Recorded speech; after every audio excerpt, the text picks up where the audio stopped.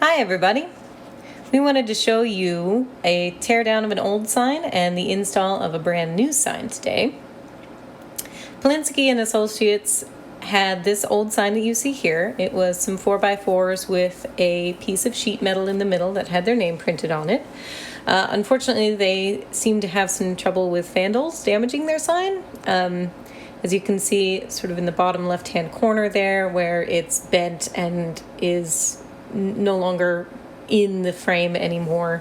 And so Polinske and Associates came to us here at Eberhart Signs to get something a little bit more durable. Plus, it was just time for an upgrade. They'd had this sign for a while, and they just wanted something that looked a little nicer, a little bit more professional, and here we are here to provide that for them. Fortunately, this teardown was pretty simple.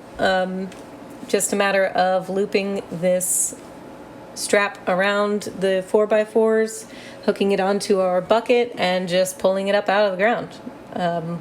It's always nice to have a simple teardown. Some signs, especially older signs, can get a little complicated depending on how they were actually installed in the first place, but this one was actually pretty simple. So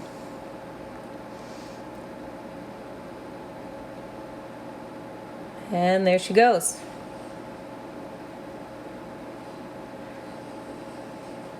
We do have trained technicians who are doing this, so please don't try anything like this at home.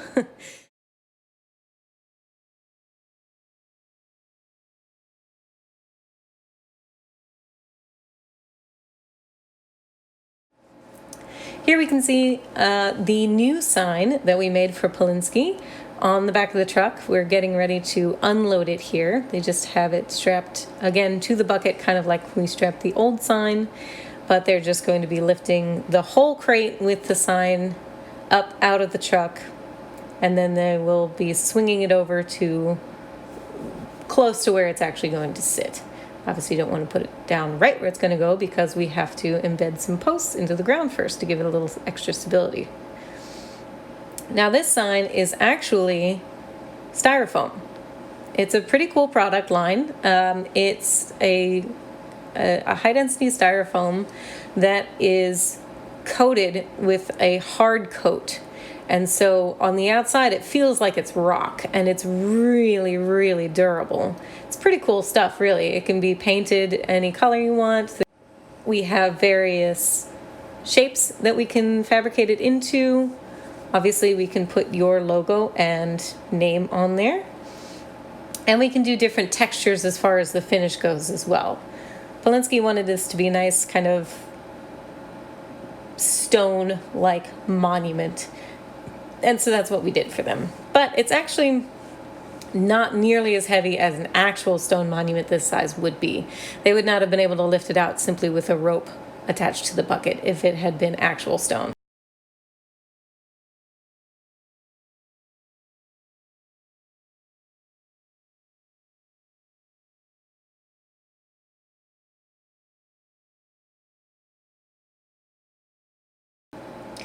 And here we can see the reveal happening as they're just removing the crating from around the sign.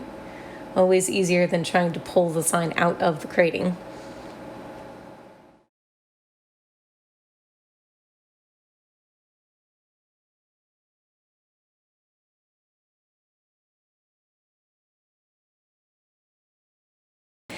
Here the guys are installing some steel tubes into the sign. It sinks about 2 or 3 feet into that sign, and then the extra of those posts is actually going to sink into the ground. One of the technicians is spraying Great Stuff expanding foam into the cavity around the post, which will then adhere to both the post and the inside of the sign and dry hard and rigid. So that sign is not going to go anywhere once it's done. But one thing about Great Stuff is it does have to cure for a little while before you can do anything with it. Otherwise, it just becomes a sticky, gooey mess. So here the guys are just propping up some pavers in order to keep the post at the right angle while that Great Stuff cures.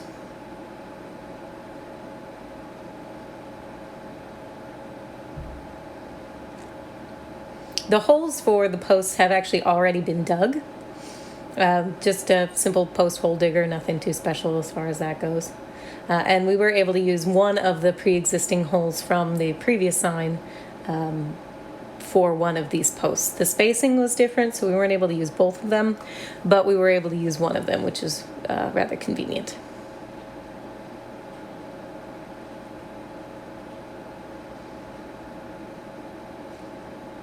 And here we are going to just be lifting the old sign up into our truck because we will be disposing of that for Polinske, so they don't have to worry about it. I mean, we have the ability to lift it, move it, tear it down, and throw it away. And so, of course, we're going to do that for you.